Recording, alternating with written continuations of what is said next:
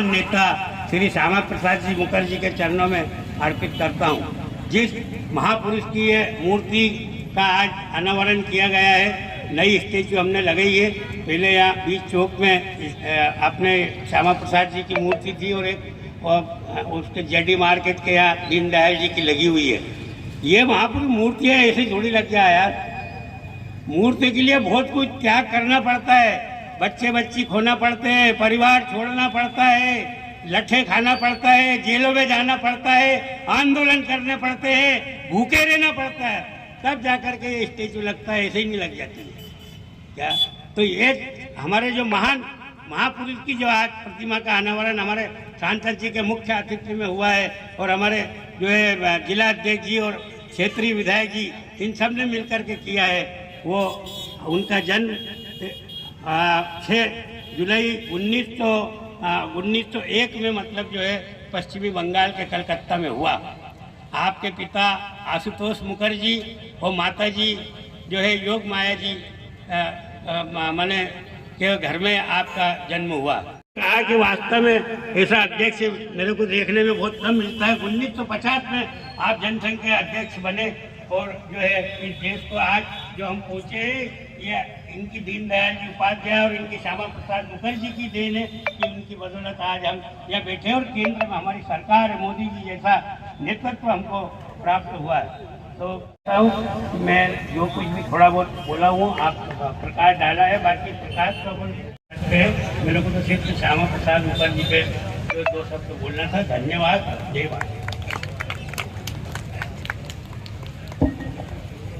आदरणीय दादा के पश्चात क्योंकि हमारे माननीय अतिथियों को भी कहीं जाना है, इसलिए जो पहले मैं नाम पुकार रहा हूं वो उनसे निवेदन है कि वो थोड़ा संक्षिप्त में बोलें। भारतीय जनसंघ के संस्थापक सम्मानित श्यामा प्रसाद मुखर्जी कश्मीर की धरती पर श्रीनगर में वो कानून तोड़ने के लिए जनसंघ के कार्यकर्ताओं को लेकर के कश्मीर की ओर कूच करते हैं। बंधुओं, वो समय देश की राजनीति में बदलाव का समय था। डॉक्टर श्यामा प्रसाद मुखर्जी मेरे दल के नेता थे, ये बात सही है, परंतु उन्हें कांग्रेस में उद्योग मंत्री के पद पे नवाजे थे और 10,000 रुपए का भ्रष्टाचार नेहरू सरकार में हुआ था। उसी दिन उन्होंने उद्योग मंत्री के पद से इस्तीफा दे दिया था। इस देश में जो आज धारा 370 और धारा 35 में जो बदलाव हुआ है, उस बदलाव की शुरुआत करने वाला कोई व्यक्ति था तो वो भारत माता का लाल जो कलकत्ता का निवासी था और श्रीनगर लेकर के भारतीय जनसंघ के कार्यकर्ताओं को लेकर श्रीनगर की ओर कूच करता है। कश्मीर में उस समय किसी हिंदुस्तानियों का प्रवेश निषेध था। जब श्यामा प्रसाद जी मुखर्जी कश्मीर की धरती पर पहुंचे, जब श्रीनगर में पहुंचे तो ये जो फारूक अब्दुल्ला है, इनके पिताजी शेख अब्दुल्ला साहब ने उनको गिरफ्तार किया और गिरफ्तार करके जेल में डाला। उस समय श्रीनगर में पत्रकार वार्ता हुई और उस पत्रकार वार्ता में डॉक्टर श्यामा प्रसाद मुखर्जी ने कहा था, उस काल में वो 2053 में वो मई जून की घटना थी। उस समय 2 पत्रकार उनके साथ थे।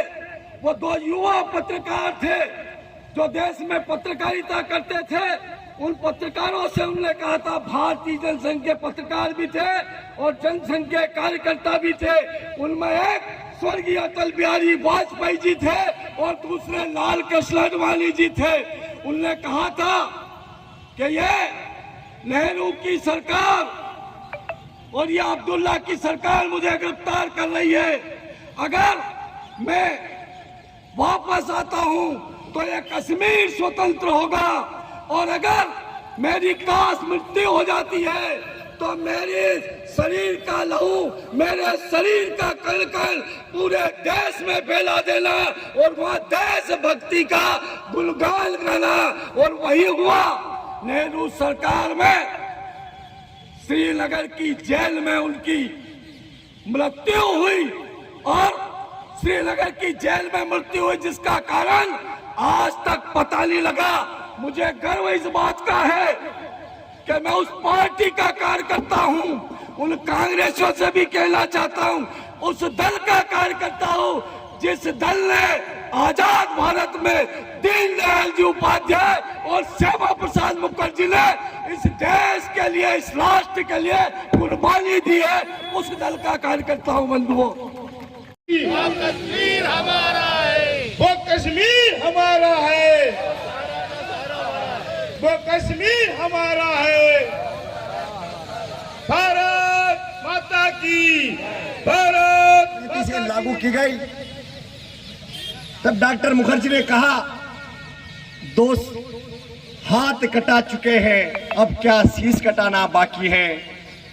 इस उद्घोष के साथ सदन में जब उनने अपनी बात रखी और उसके बाद पंडित जवाहरलाल नेहरू जी की हठधर्मिता के कारण उस पर कोई असर नहीं हुआ, तो उन्होंने भारतीय जनसंघ के रूप में अपना एक ऐसा कार्यकाल शुरू किया और उसके माध्यम से जम्मू कश्मीर का भारत में संपूर्ण विलय कैसे हो।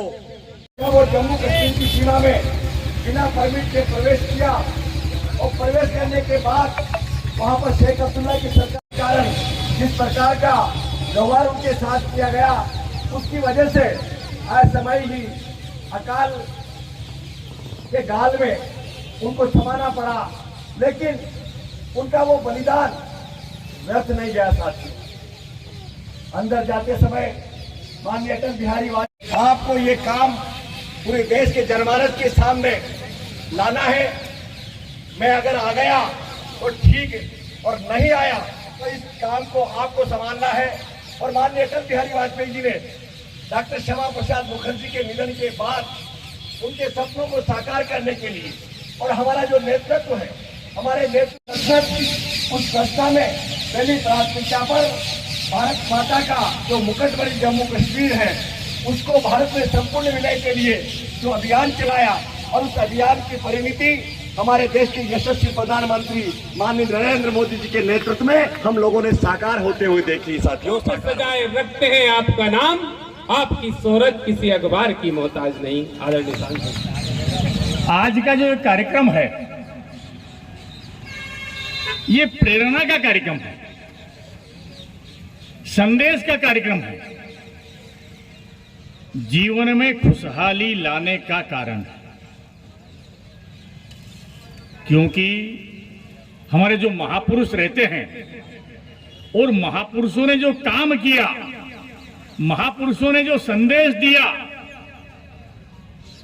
जिस दिशा में वो चले, उस दिशा में चलने की जो उन्होंने हमें प्रेरणा दी, उस प्रेरणा के आधार पर महापुरुषों की प्रतिमाएं लगाई जाती है।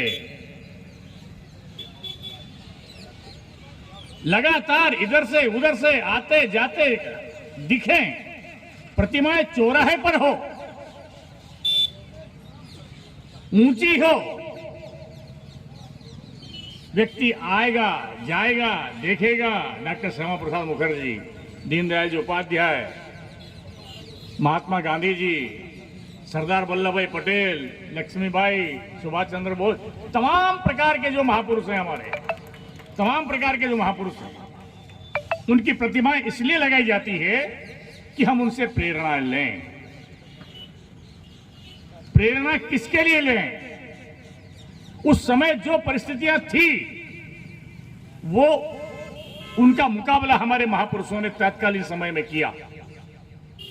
आज उनकी प्रेरणा से हमारे सामने जो परिस्थितियां हैं उनका मुकाबला करके, जो समस्याएं हैं उनका समाधान करके समाज के जीवन में खुशहाली लाएं, समाज के जीवन में बदलाव लाएं, समाज के जीवन को सुखी करें, इस दिशा में काम करना। और ये प्रेरणा आदरणीय महापुरुषों डॉक्टर श्यामा प्रसाद मुखर्जी जैसे लोगों के दिशा के माध्यम से हमको मिलती है, जिन्होंने हंसते हंसते इस देश के लिए, इस समाज के लिए एकता और अखंडता, देश की एकता और अखंडता के लिए अपने तिल तिल जला करके अपने प्राण दे दिए। आज ये नगर, पचोर नगर, म्हारो पचोर, ये पचोर नगर की टीम, हम सब भी चाहे पार्षद होंगे, चाहे सामान्यतः यहां पर जितने पदाधिकारी होंगे या सामान्यतः जितने यहां पर लोग बैठे होंगे, हम सब पचोर से रिलेटेड हैं, पचोर से संबंधित हैं। हम देखते हैं किसी नगर से अगर हमको प्रेरणा लेनी है, इंदौर देखिए। इंदौर हमारे देखते देखते कितना बड़ा था और कैसा था, कितना बड़ा था और कैसा था। जो इंदौर जिस दिशा में, इंदौर ने कदम जिस दिशा में बढ़ाए हैं, पचोर भी उसका अनुकरण कर रहा है, पचोर भी उसका अनुकरण कर रहा है। और इसलिए हम सब लोगों की सामूहिक जवाबदेही है, सामूहिक जवाबदारी है। इंदौर बहुत अच्छा, स्वच्छ, बहुत अच्छा, मजबूत, व्यापार की दृष्टि से, शिक्षा की दृष्टि से, स्वास्थ्य की दृष्टि से, स्वावलंबन की दृष्टि से, स्वच्छता की दृष्टि से, सुंदरता की दृष्टि से बहुत मजबूत हुआ। क्यों? वहां के विधायक बहुत अच्छे थे, वहां का नगर निगम का बोर्ड बहुत अच्छा था, वहां का कलेक्टर एसपी बहुत अच्छा था, वहां का सांसद बहुत अच्छा था। नहीं नहीं, केवल इतना नहीं है, इंदौर नगर की जनता बहुत अच्छी है,